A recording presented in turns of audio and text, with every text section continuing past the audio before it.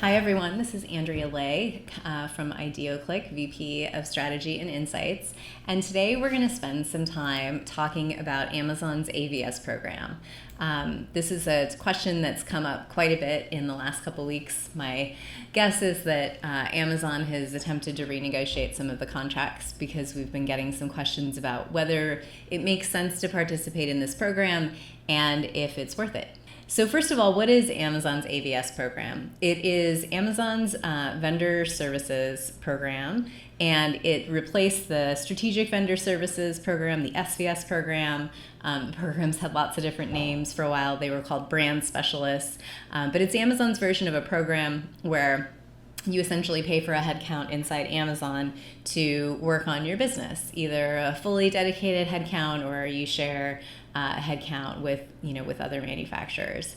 On one hand, it's amazing to have someone inside Amazon who can turn all of the dials and push the internal buttons and get you data that you might not have access to otherwise. On the other hand, even though they work for you and they're funded by you, they're going to represent Amazon's interests. And so it's important to be mindful of that going forward. I spent a lot of time on this program. I hired a lot of folks. I had many of these on my team in the hardlines categories and consumables categories that I worked with when I was at Amazon. I trained a lot of them. I fired some of them, and now we coach our brands through the process of working with them or not working with them. So today we're going to talk about 6 mistakes manufacturers make when working with this program with Amazon. So first we get a question, how much does it cost? It really depends. We've seen it start as low as $75,000 a year for a contract. For a partial headcount for some of the smaller locales like Canada. We've seen it go all the way up to $1 million for some larger manufacturers who are paying as a percentage of cost of goods. So it really varies, and it's obviously negotiable. So the first mistake we see is not participating in the employee selection process. Not being really forthright with your vendor manager or DMM about the skill sets that are required to help you run your business. So for example, if you're really operationally challenged, you're going to need someone with that kind of background or training. If you need a lot of custom reporting, you're going to need someone with really strong Excel skills. And too often, when I was on the Amazon side, I mismatched AVSs with brands and didn't have a good match of skill sets because I didn't have all the information. So really figuring out what you need and being forthright about that. You can even ask to interview them or talk to them before they're assigned, kind of depending on the level of leverage that you have with Amazon. They may or may not, allow you to participate in that process. So that's the first mistake, not participating.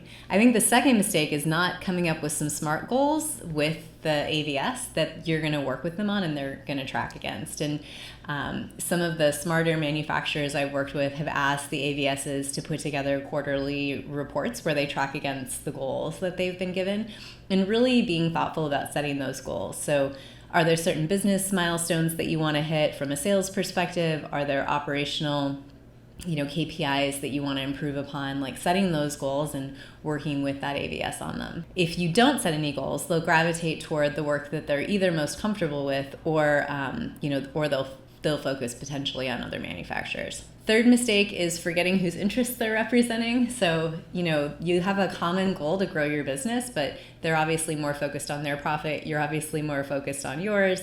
They may be balancing your priorities with the priorities of the broader category. So I think it's just important to be mindful of big asks that they might have from a merchandising perspective, and being really thoughtful about the fact that they might be pushing things on you that are not in your best interest.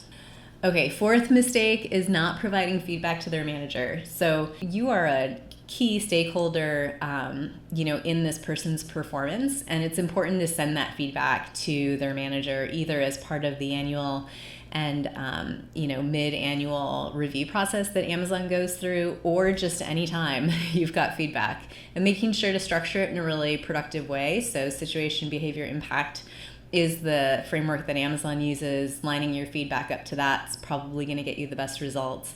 But, so often I thought someone on my team was performing really well because it appeared so internally, only to find out from the manufacturer that they were really disappointed with the results. There was lack of follow-through, professionalism, etc.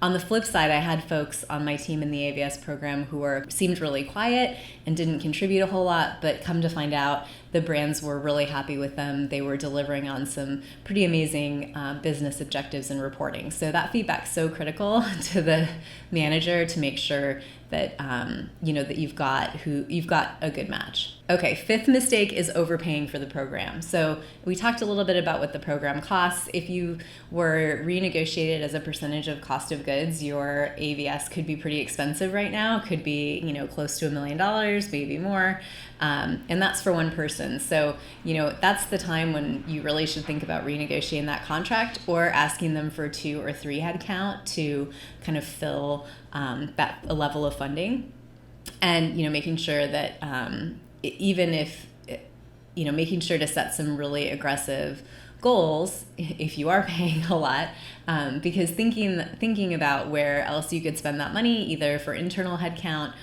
You could build a pretty good sized e-commerce team for $1 million a year, and you could also yield a lot of great results pushing that money towards advertising. So being careful of how much you're paying for the program and how that might be growing over time.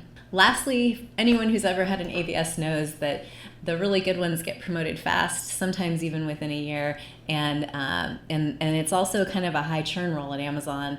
A lot of them coming in and maybe not sticking around or not liking it or not performing. So there's a lot of turnover, and it's just really important to keep really good notes of any agreements that you've made, any timelines or promotional calendars that you've established with your AVS, any SMART goals that you established, so that when you get the new one in, you can ensure a really smooth transition and the least amount of disruption to your business.